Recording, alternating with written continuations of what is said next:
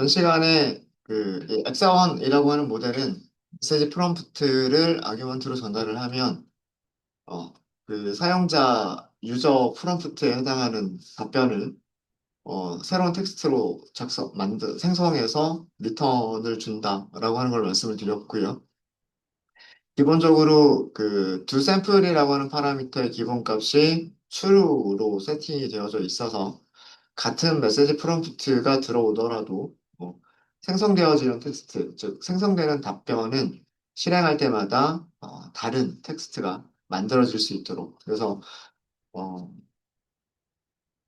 토큰들에서 확률적으로 토큰들을 샘플링해서 문장을 만들어 낸다라는 뜻이에요. 그래서 그때그때 실행할 때마다 조금씩은 다른 그런 그 결과를 주게 됩니다. 그럼 우리가 얼마나 문장을 자유롭게 만들어내게 할 것이냐, 아니면 문장을 얼마나 좀 더 일관성 있게 만들어낼 것이냐라고 하는 것을 설정할 수가 있어요. 네, 그런 방법, 그런 거를 샘플링 전략, 토큰을 어떻게 샘플링 할 것이냐. 그래서 샘플링 전략이라고 얘기를 하기도 하고요. 그 다음에 토큰을 단어로 변환을 하는 거잖아요. 토큰을 단어로 변환을 하는 거니까 디코딩 전략이라고도 얘기를 합니다. 그런 디코딩 전략들 중에서 먼저 정리를 좀 하고 갈까요? 네. 아, 여기다가 조금 더 추가를 할게요.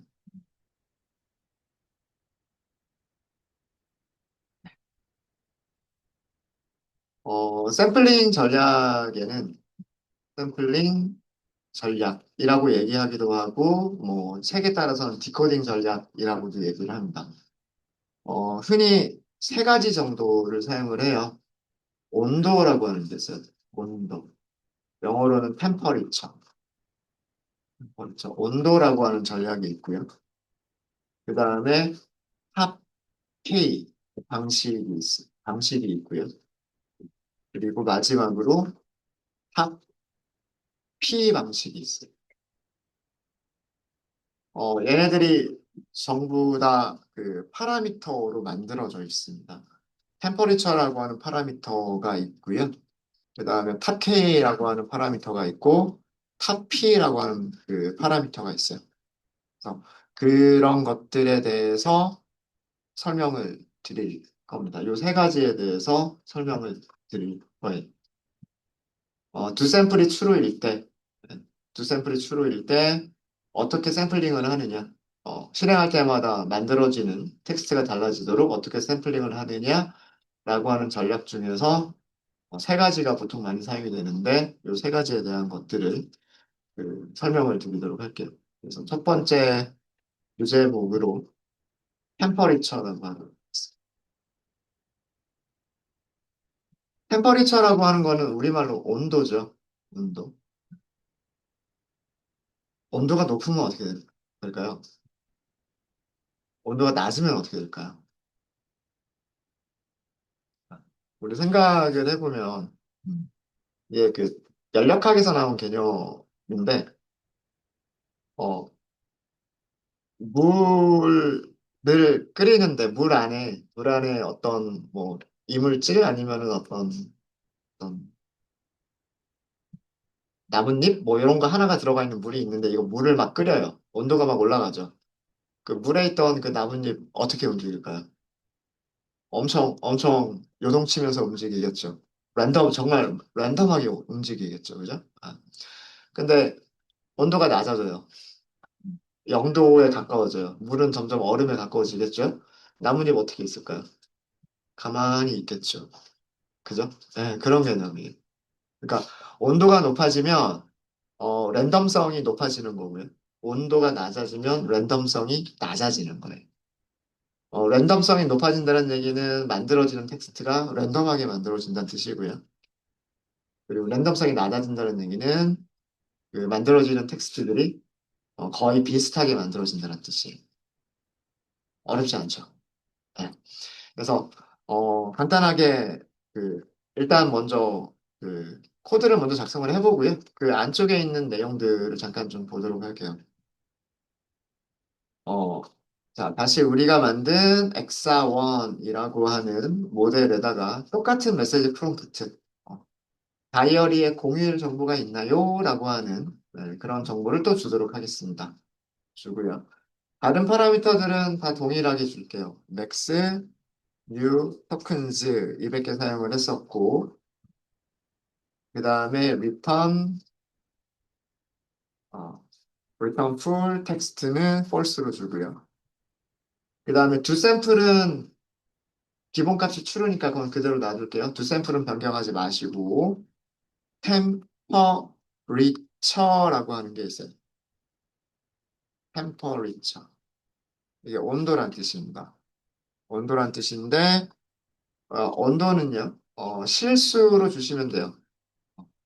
근데 1보다 큰 값을 주느냐, 1보다 작은 값을 주느냐에 따라서 달라져요. 자, 이렇게 하고, 그러니까 온도가 굉장히 높은 거예요. 10이라고 하면 꽤나 높은 수준입니다. 자, 이렇게 하고, 결과를 한번 볼게요.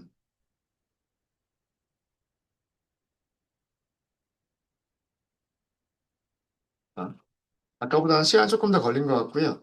리절트가 리스트라고 말씀을 드렸어요. 리스트니까 첫 번째 원소 꺼내겠다. 첫 번째 원소는 딕셔너리니까 딕셔너리에서 generated text라고 하는 키값으로 밸류를 찾겠다. 이런 뜻이죠.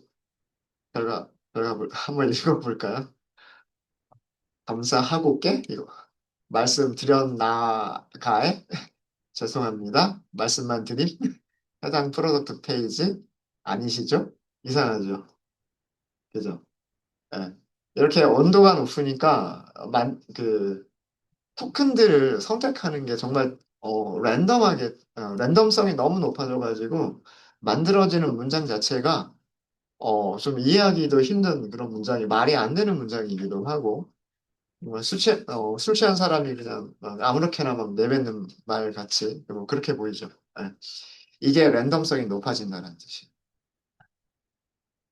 그래서 주석으로 설명을 드리면 템퍼리처 온도가 1보다 큰 경우 1보다 크면 선택되는 토큰들이 굉장히 다양해져요.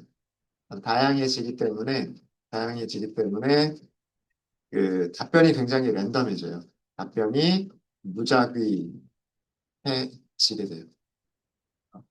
답변이 굉장히 랜덤해진다. 그래서 좀 이해가 되지 않는 문장이 만들어질 수도 있다. 논리적이지 않은 그런 문장이 만들어질 수도 있는 거예요. 1에 가까운 값을 선택을 하면은요, 조금 더 랜덤한 문장들이 만들어지기는 하겠지만, 그래도 조금 더 일관적인 그런 답변들이 만들어지게 됩니다. 그러면 이거랑 비교하기 위해서 똑같이 이렇게 해볼까요?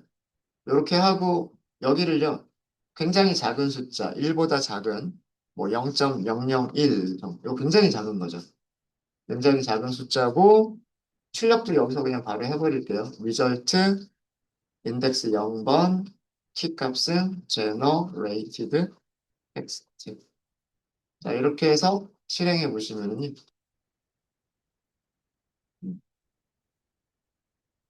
다이어리에 내년에 공휴일 정보가 포함되어져 있는지 확인해 드리기 위해서 잠시 시간 내 주실 수 있으신가요? 제품 담당자께서 확인해 주시고 정확한 답변을 드릴 수 있도록 하겠습니다. 뭐 조치하겠습니다. 이런 거잖아요. 조금만 기다려 주세요. 사용자가 이런 답변을 드리면 조금 기다려야지 이렇게 하겠죠. 근데 이런 답변 드리면 이거 뭐지? 그러겠죠. 이게 템퍼리처의 효과입니다. 자, 이 경우에는요, 템퍼리처가 굉장히 낮기 때문에, 지금 두 샘플은 추루인 상태죠. 샘플링 하겠다라는 건 추루인 상태예요. 그죠? 계속해서 실행을 하더라도요. 계속해서 실행을 하더라도, 어때요? 거의 비슷한 답변이 나와요. 똑같거나 아니면 거의 비슷한 답변이 나오게, GPU가 벌써 사용량이 차가 나봐요.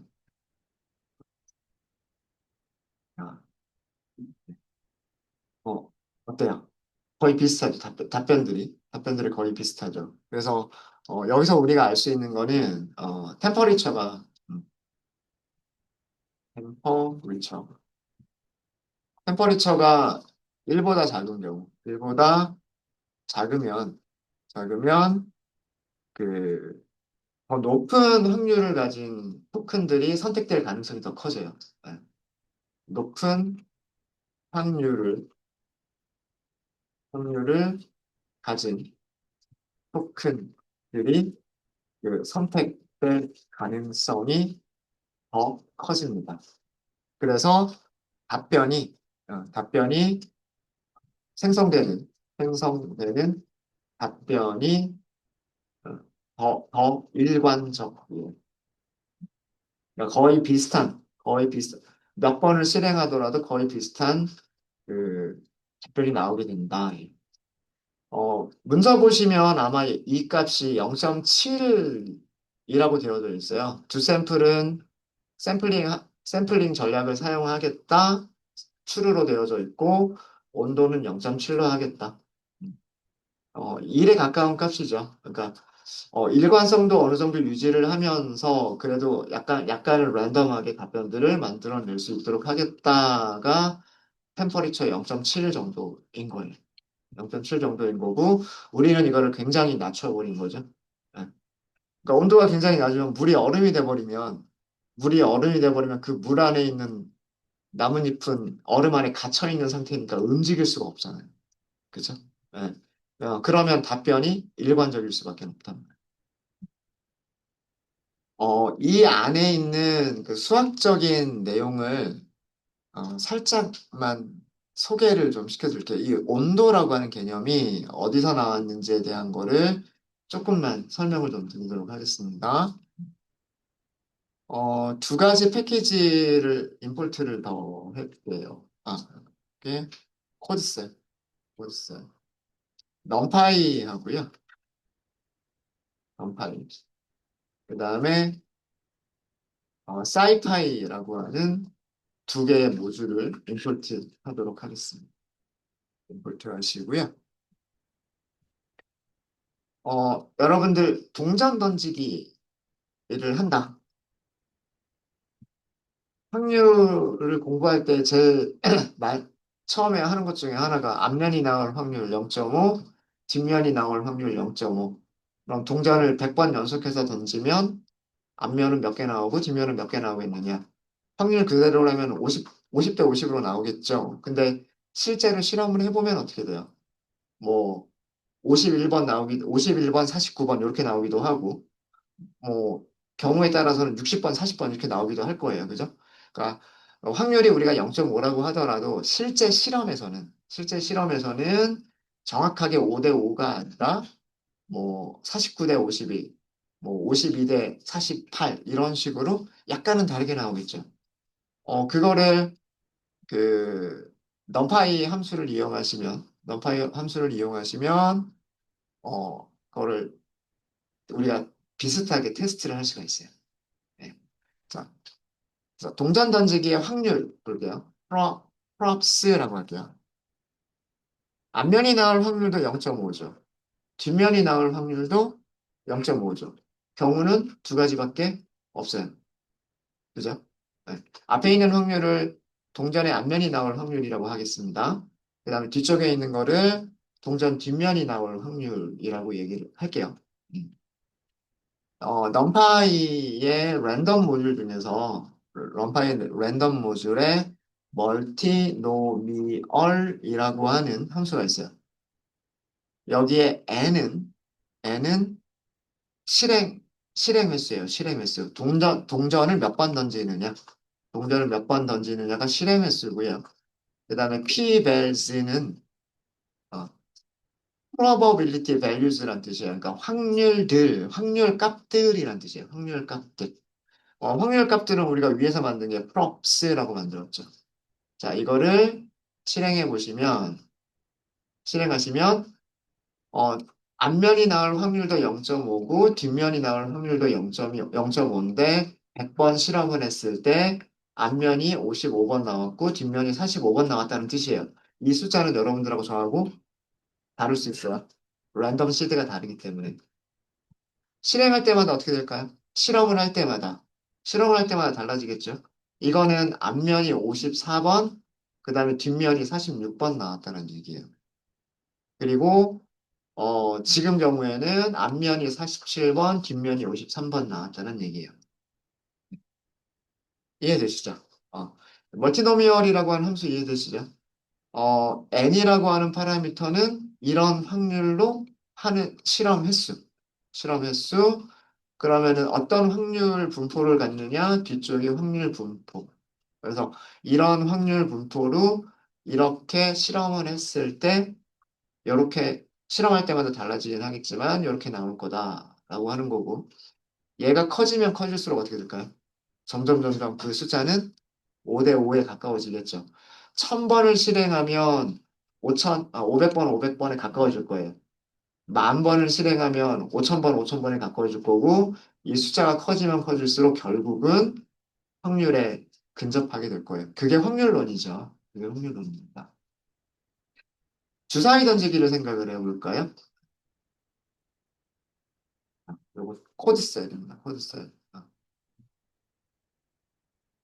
네, 요거 멀티노미얼 함수, 네,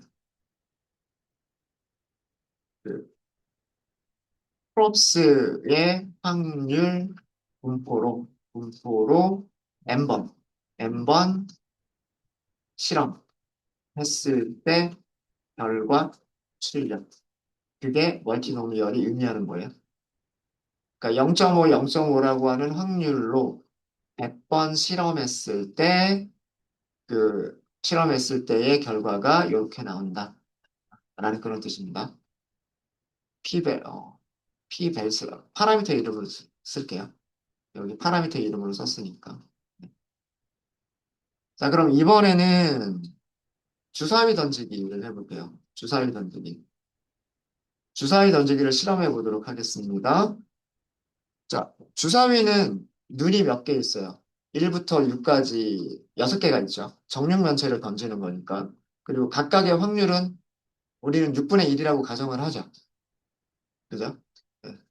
뭐, 혹시나 뭐 카지노에서 주사위를 약간 살짝 깎아가지고 어느 쪽면이 더 많이 나오게 할 수도 있을지는 모르겠지만, 아주 이상적인 상황이라면 숫자 1이 나올 확률 6분의 1, 숫자 2가 나올 확률도 6분의 1, 숫자 3이 나올 확률도 6분의 1이죠. 6분의 1이 전부 몇 개 있어요? 6개가 있죠. 리스트에서 곱하기 6이라고 하면 6분의 1이 6개 있는 거 아니에요?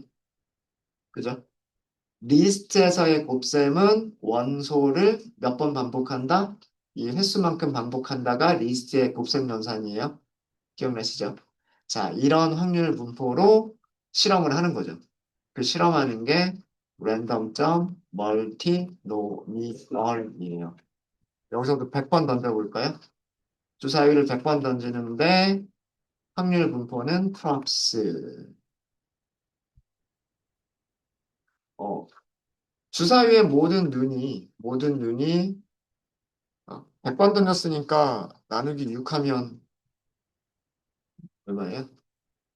16.6이니까 대략 16개, 17번, 16번이나 17번 정도 나오면 이 확률에 맞는 거죠. 그죠? 그쵸? 예. 자, 지금 실험 결과를 보면 6개의 주사위의 눈이 나올 확률은 전부 다 똑같은데, 실험할 때마다 조금씩 횟수가 다르죠. 어떤 거는 조금 많이 나왔고, 어떤 거는 조금 적게 나왔고. 근데 이것도 마찬가지로 실험 횟수를 점점 늘려주면 이 값들이 결국은 어디에 근접하겠다? 비율이 16.6이니까 이런 비율에 근접하겠다라고 하는 거죠. 이해되십니까? 네. 어, 음, 이 개념과 이 개념, 자, 이제 요 멀티노미얼을 하시고요. 로짓이라고 하는 개념을 설명을 드릴게요.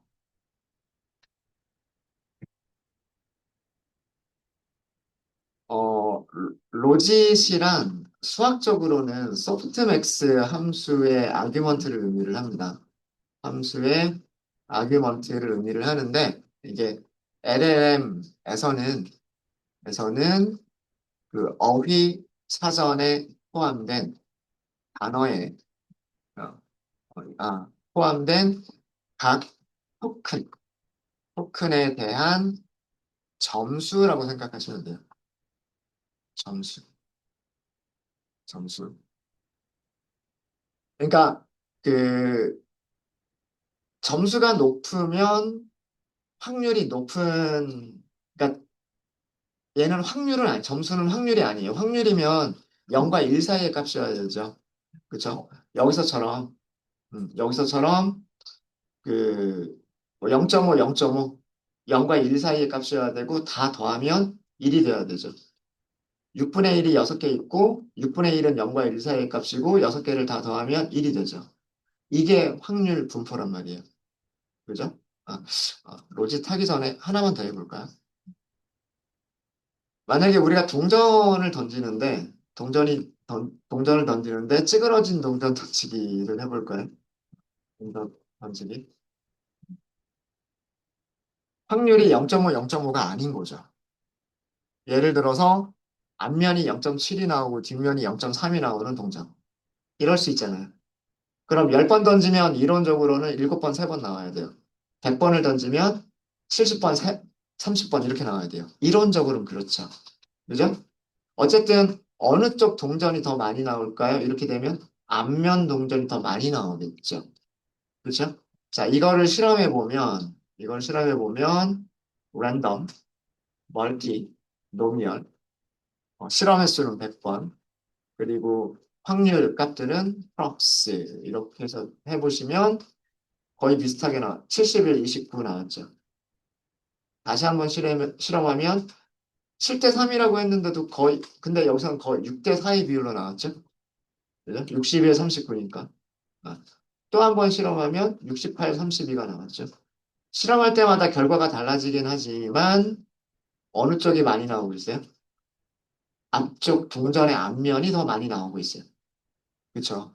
어, 모든 확률이 동일한 경우에는 실험할 때마다 동전의 앞면이 더 많이 나오기도 하고, 때로는 동전의 뒷면이 더 많이 나오기도 해요. 똑같이 0.5인 경우에는. 결국은 5대5 비율로 가겠지만. 근데 만약에 이렇게 서로 앞면이 나올 확률과 뒷면이 나올 확률이 다르다면 100번 실험을 하면 확률이 큰 쪽으로 더 많이 나오겠죠. 어. 실험 횟수가 작으면 정확하게 7대3 비율은 아니겠지만, 어, 뭐, 실험 횟수가 한 번밖에 안 된다? 그럼 그 한 번은 뒷면이 나올 수도 있어요. 그렇겠죠.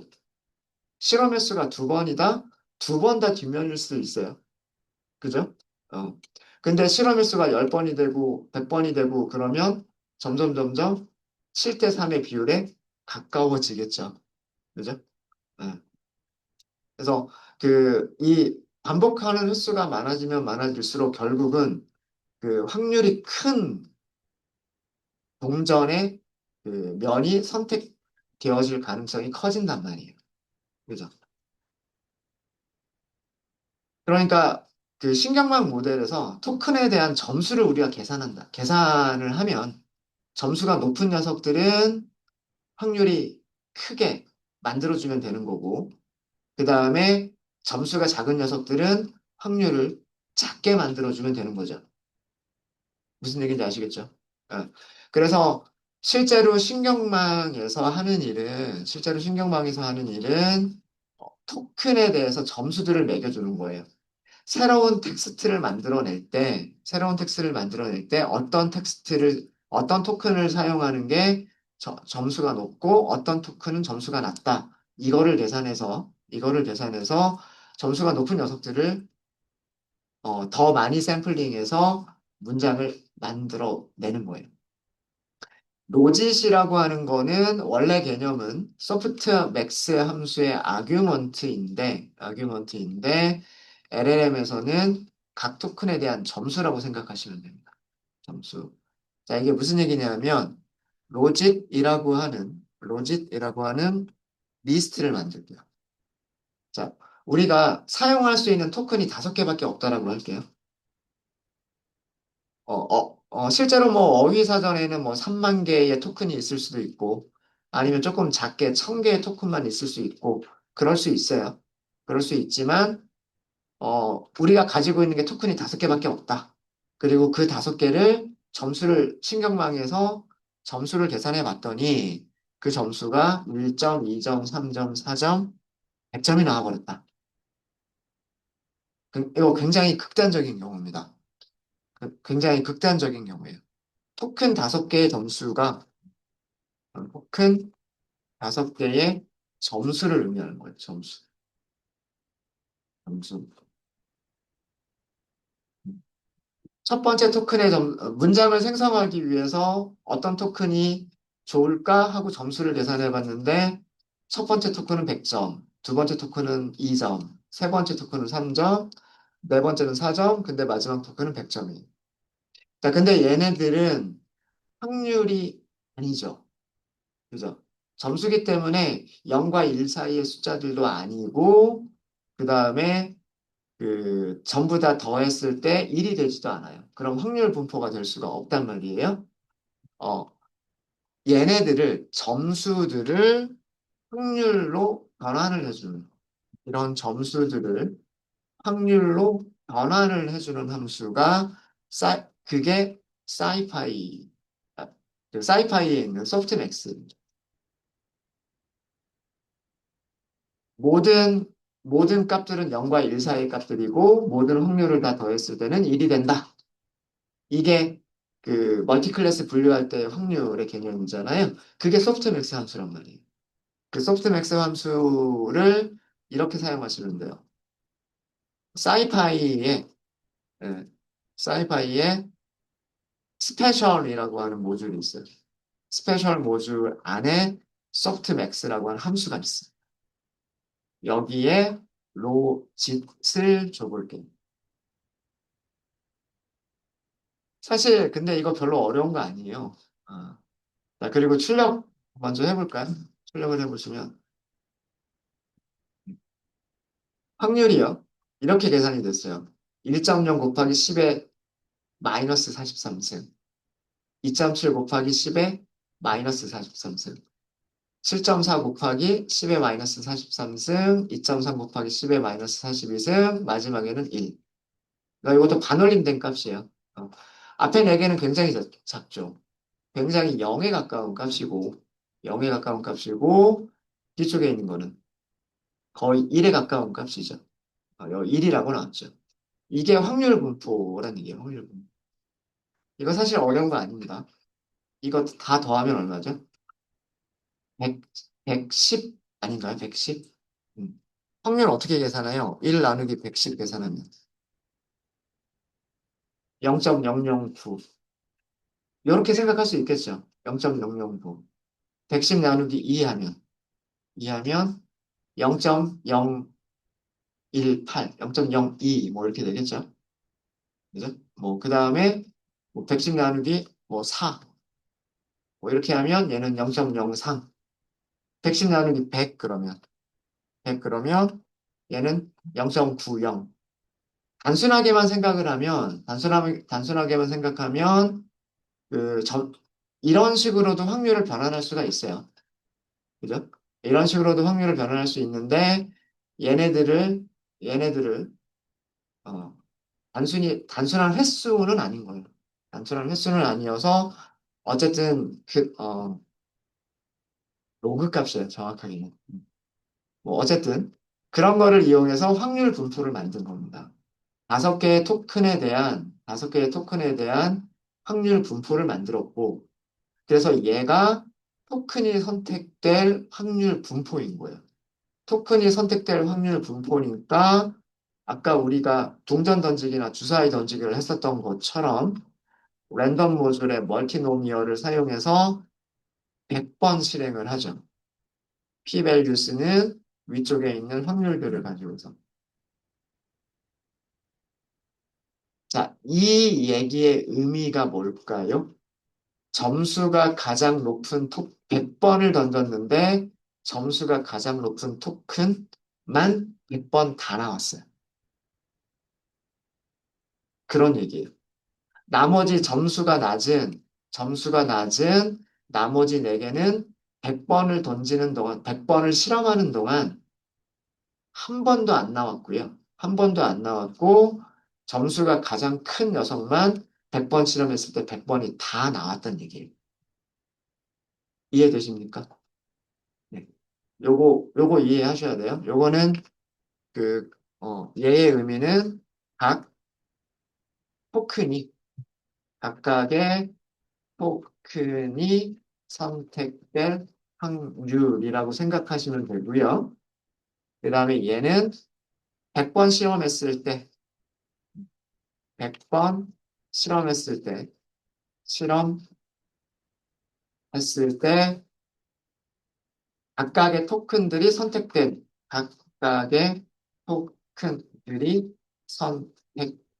횟수를 의미하는 거예요, 횟수를. 얘가 아무리 랜덤이더라도 지금 실행할 때마다 거의 바뀌지가 않죠. 상대적으로 마지막 토큰의 확률이 나머지 4개의 그 토큰의 확률들보다 상대적으로 너무 커요. 너무 크기 때문에 몇 번을 실험하든 가장 마지막 토큰만 굉장히 많이 선택이 되는 겁니다. 이해되셨죠? 이해, 이해되셨습니까? 자, 그럼 만약에요. 우리가 확률 분포를 만들 때, 이게 확률 분포를 만들어주는 거라고 그랬죠? 프랍스, 프랍스, 사이파이, 사이파이 스페셜, 그 다음에 소프트맥스. 이렇게 만드는데, 원래 점수들이 있었어요. 원래 점수들이 있었는데, 얘를 10으로 나눌게요. 10으로, 얘를 10으로 나누게 되면, 10으로 나누게 되면은요, 1 나누기 10은 뭐예요? 1 나누기 10은 10분의 1. 2 나누기 10은 0.2. 3 나누기 10은 0.3. 4 나누기 10은 0.4. 100 나누기 10은 10이 되겠죠. 자, 그 차이가 어떻게 될까요? 그 차이가. 줄어들겠죠. 아, 죄송합니다. 요거 나누기가 계산이 안 되죠. 계산이 안 되죠. 왜 계산이 안 되죠? 얘는 뭐예요? 리스트고. 리스트에 나누기 연산 있어요? 없어요? 없죠. 나누기 하려면 뭘로 만들어야 되죠? 넘파이예요. 그죠? 넘파이 어레이. 여기서부터 다시 시작하겠습니다. 넘파이 배열로 만들어 주셔야 돼요. 넘파이 배열로. 자, 넘파이 배열로 만들고, 밑에 요거는 똑같아요. 뭐, 배열이든 리스트든 여기까지는 똑같을 거예요. 여기까지는 똑같은데, 얘가 문제가 생길 수 있어요. 그러니까 여기를 굳이 100으로 만든 이유는, 어레이로 만든 이유는 각각의 원소들에 대해서 똑같은 연산들을 다 수행하려고. 그러려면은 배열을 사용해야 되니까. 이렇게 만든 겁니다. 자, 이거 하고서 프로버빌리티 확률 분포 출력해 보고요. 그 다음에 실행 결과, 실험 결과도 한번 보죠. 멀티노미얼 실험 횟수는 100번, 그리고 그 확률 분포는 p-밸류스. p-밸류스는 우리가 만든 이렇게 원래 점수를 10으로 나눠주니까. 자, 이렇게 해서 결과를 보시면 확률 분포가 좀 바뀌었죠. 물론 얘네들이 작아지긴 했어요. 커지기는 했어요. 그리고 제일 마지막은 작아지긴 했어요. 그쵸? 하지만 여전히 첫 번째 토큰이 선택될 확률은 10의 마이너스 5승. 두 번째 토큰이 선택될 확률도 10의 마이너스 5승. 세 번째, 네 번째도 선택될 확률은 10의 마이너스 5승이고, 마지막 토큰이 선택될 확률은 9.99인 거예요. 9.99. 10의 마이너스 1승이니까. 그죠? 그러니까 아무리 실행하더라도 얘가 100번을 넘지를 않아요. 얘가 선택되는 확률이 가장 많죠. 그죠? 응. 그럼 만약에 더 큰 숫자로 나눠버리면, 자, 여기를 이번에는 더 큰 숫자로 나눠버리면, 더 큰 숫자로 나눠버리면 어떻게 돼요? 1 나누기 100이니까 0.01 이렇게 되죠. 0.01, 여긴 0.02, 0.03, 0.04, 여기는 1. 그죠? 차이가 점점 줄어들어요. 더 큰 숫자로 나누면 나눌수록이요. 그죠? 작은 숫자로 나누면 1보다 큰 숫자를 가정하겠습니다. 1보다 큰 숫자이지만 작은 숫자로 나눠주면 이 점수들의 차이가 그렇게 많이 줄어들지 않아요. 자, 1점하고 100점은 몇 배 차이예요? 1점하고 100점은 100배 차이죠. 100배 차이.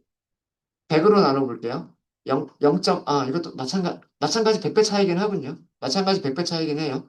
0.01하고 1이니까 0.01하고 1이기 때문에 마찬가지로 점수들의 비율은 100배 차이이기는 맞아요.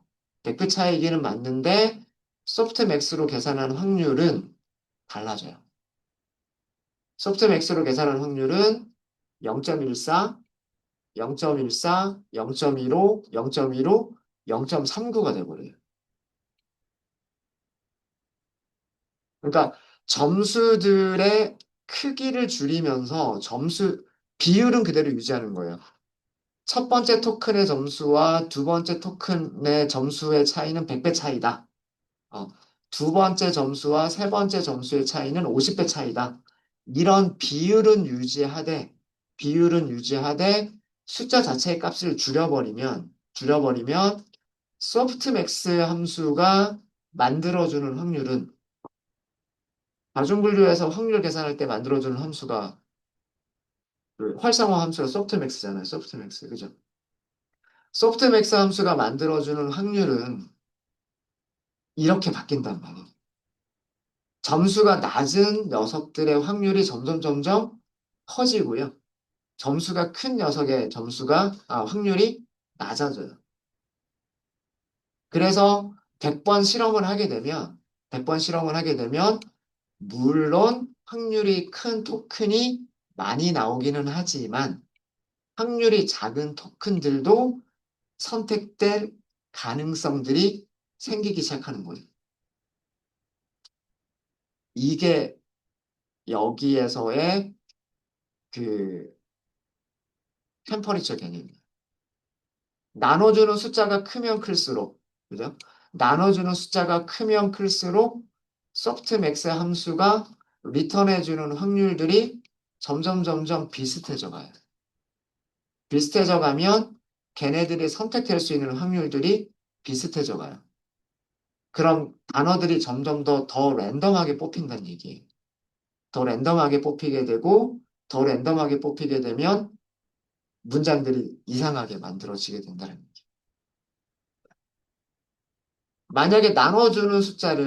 만약에 나눠주는 숫자를요, 0.1로 나눈다고 생각을 해볼까요? 자, 0.1로 나눈다는 얘기는 곱하기 10을 한다는 얘기랑 똑같죠. 곱하기 10을 하게 되면 점수는 얘는 10점, 얘는 1000점. 비율은 10대 1000이니까 100배 차이인 거는 맞죠. 근데 소프트맥스 함수를 계산해 보면 그때의 확률은 굉장히 달라져요. 곱붙할게요. 복사, 붙여넣기, 여기를 0.1로 바꾸고. 0.1로 바꿔버리면 소프트맥스가 아예 확률 자체를 앞에 4개는 확률이 0이고 뒤쪽에 있는 거는 확률이 1이다 이렇게 바꿔주죠. 달라진 거 보이시죠? 음. 원래 점수 그대로 소프트맥스를 했을 때는 작기는 하지만 확률이 있긴 있었단 말이에요. 10의 마이너스 43승이라고 하는 아주 작지만 확률이 있기는 있었어요. 그 확률마저도 없어져 버린 거예요. 0.0 이렇게 돼버린 거예요. 그럼 어떻게 될까요? 얘가 나눠주는 숫자가 작아지면 작아질수록 소프트맥스 함수가 리턴해주는 값이 큰 쪽으로 더 확률을 크게 만들어 버려요. 점수가 큰 쪽으로 더 큰 확률을 만들어 버립니다. 그렇죠? 네. 그래서 이 소프트맥스 함수는 함수는 로짓 값들을 로짓 값들을 값들을 1보다 큰 숫자로 어, 숫자로 나눈 값으로 값을 아규먼트로 사용하면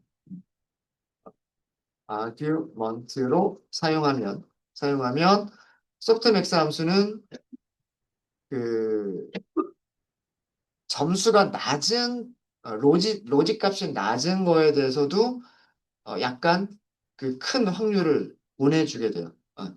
네, 사용하게 되면 로직 값이 작아도 어, 그 더 큰 확률을 리턴해 주게 돼요. 리턴해 주게 되고요. 만약에 뭐 이렇게 쓸까요?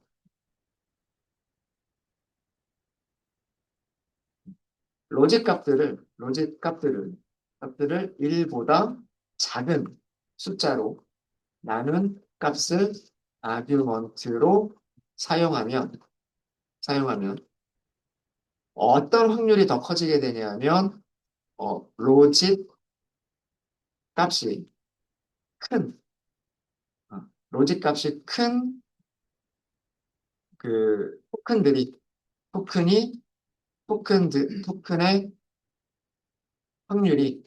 확률이 더 커져 버리게 돼요.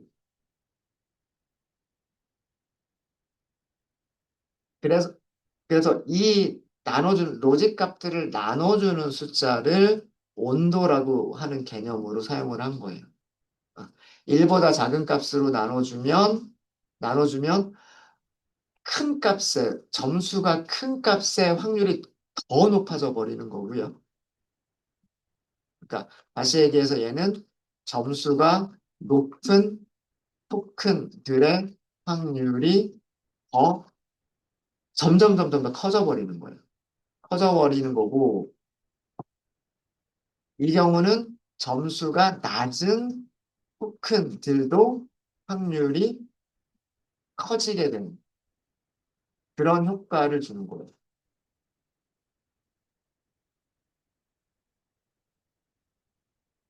그러니까 온도를 낮춰준다. 1보다 작은 숫자가 온도가 된다. 그 얘기는 로직 값들을 나눠주는 숫자를 1보다 작은 숫자를 사용한다는 얘기고요. 그럼 작은 숫자들, 점수가 낮은 토큰들의 확률을 커지게 만들어주는 소프트맥스에서 그 확률을 커지게 만들어주는 효과를 주는 거고, 그 다음에 1보다 큰 숫자를 사용하는 경우에는 확률이 큰 녀석을 더 크게 만들어버리는 효과를 줘버리는 거예요. 그래서 이 경우에는 랜덤성이 생기는 거고, 1보다 작은 값을, 죄송합니다. 제가 반대로 얘기를 했죠. 반대로 얘기를 했어요. 로직 값이 작아도 더 큰 확률을 주는 거기 때문에 점수가 낮은 토큰들도 확률이 커지는 거니까 여기서는 무작위성이 커지는 거예요. 제가 거꾸로 얘기했나요?